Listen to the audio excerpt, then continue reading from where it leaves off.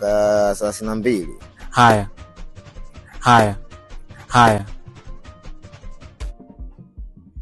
Umeona zimekushtua hizo kaka hizo? Wewe, umeona tumepaswa nazi hapa? Ndio uwanja wetu tunaenda kwenye bara letu Uswahilini hapa. Hapa hiyo nazi ni nini? Wewe na maneno mengi. Hiyo Uturuki hiyo. Mola. Sijaolewa ila naishi na bwana. Mabinti wa miaka 25 mara nyingi wana sifa gani? Hawajatulia. Yaani hapa mimi nakaanga sambusa, nauza miogo, nauza ubwabwa, mama ntilie full masaa 24. Ukiulizia mama gaucho ndio mie. Bwana wako je kumfumania? Alafu hata kama nikimfumania mimi siogopi wala ni. Akitoka nje wa mtu akiingia ndani wangu. Kila mtu anapambana na hali yake. Unatumia mtandao wa Vodacom? Natumia. Kipi ambacho unakipenda kwenye mtandao wa Vodacom?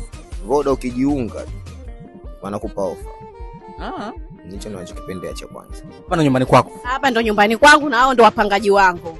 Wewe ni mama mwenye nyumba? Mimi ndo mama mwenye nyumba, Maza House. Na maana unaweza mimi kwa mfano nikajiunga cha 500, nikajiunga labda message wiki tu, si ndio? Siku 7. Lakini unapewa dakika 20 Voda tu Voda upige. Kwa hiyo maana ume ni save. Unatumia mtandao wa Vodacom? Mtandao wa Vodacom lazima nitumie. Mimi mwenyewe nina mikopo na lazima uwe na line ya Voda. Una miaka mingapi sasa hivi? Mimi sasa hivi na miaka 45. Kipindi ukiwa na miaka 25 ulikuwaga wapi?